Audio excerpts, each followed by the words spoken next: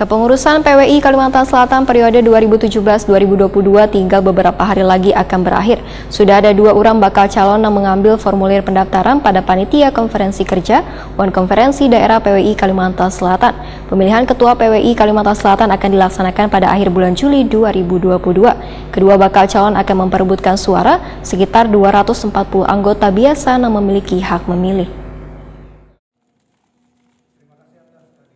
Kepengurusan PWI Kalimantan Selatan periode 2017-2022 akan berakhir. Sudah ada 2 orang bakal calon yang mengambil formulir pendaftaran pada Panitia Konferensi Kerja Wan Konferensi Daerah PWI Kalimantan Selatan, yaitu petahana Ketua PWI Kalimantan Selatan yang masih aktif Jainal Helmi, pimpinan klikkalsel.com, Wan Lutfi Darlan, pimpinan Kalsel Pos. Pemilihan Ketua PWI Kalimantan Selatan akan dilaksanakan pada akhir bulan Juli 2022. Kedua bakal calon akan memperebutkan suara sekitar 240 anggota biasa yang memiliki hak memilih.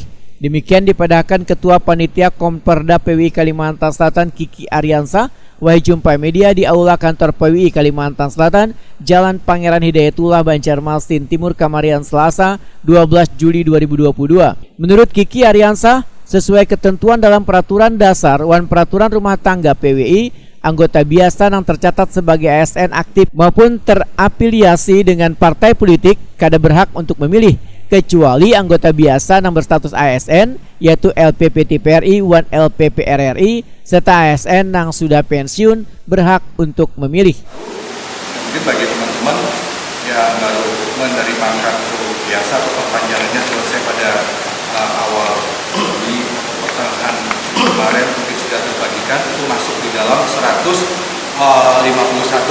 dan 49 kartu anggota biasa yang memiliki hak pilih itu yang masih berlaku. Artinya bagi teman-teman yang kartunya masih aktif itu terakumulasi ada 49. Artinya ada sampai sejauh ini ada 200 anggota biasa yang memiliki kartu masih aktif dan memiliki hak pilih.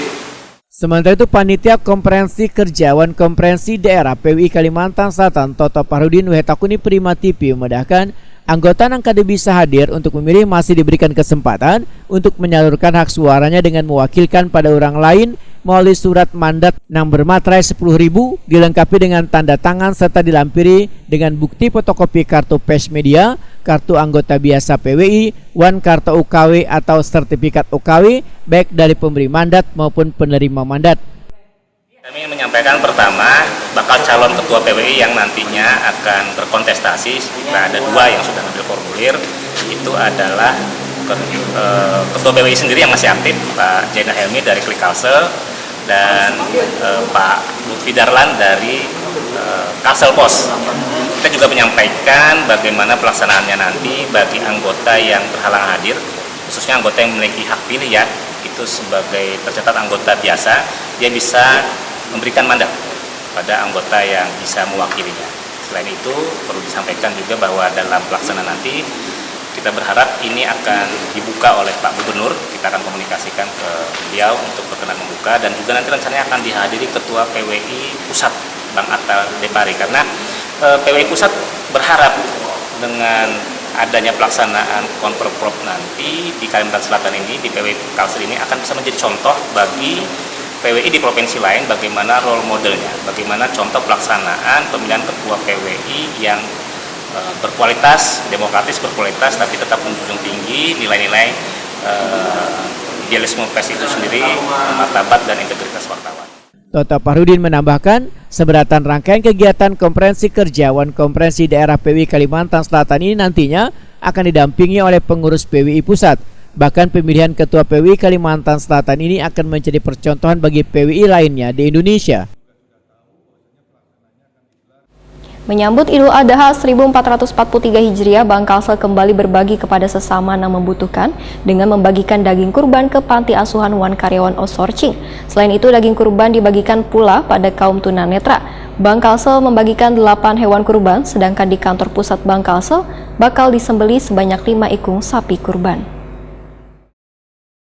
Menyambut Idul Adha 1443 Hijriah, Bank Kasel kembali berbagi kepada sesama yang membutuhkan dengan membagikan daging kurban ke panti asuhan wan karyawan outsourcing. Selain itu, daging kurban dibagikan pula pada kaum tunanetra. Ketua Panitia Kurban Bank Kasel Anang Rifani jelang tengah hari Jumat 8 Juli 2022 memedahkan Bank Kasel membagikan 8 hewan kurban di Idul Adha tahun 2022 ini. Sedangkan di kantor pusat Bank Kasel bakal disembelih sebanyak 5 ekor sapi kurban.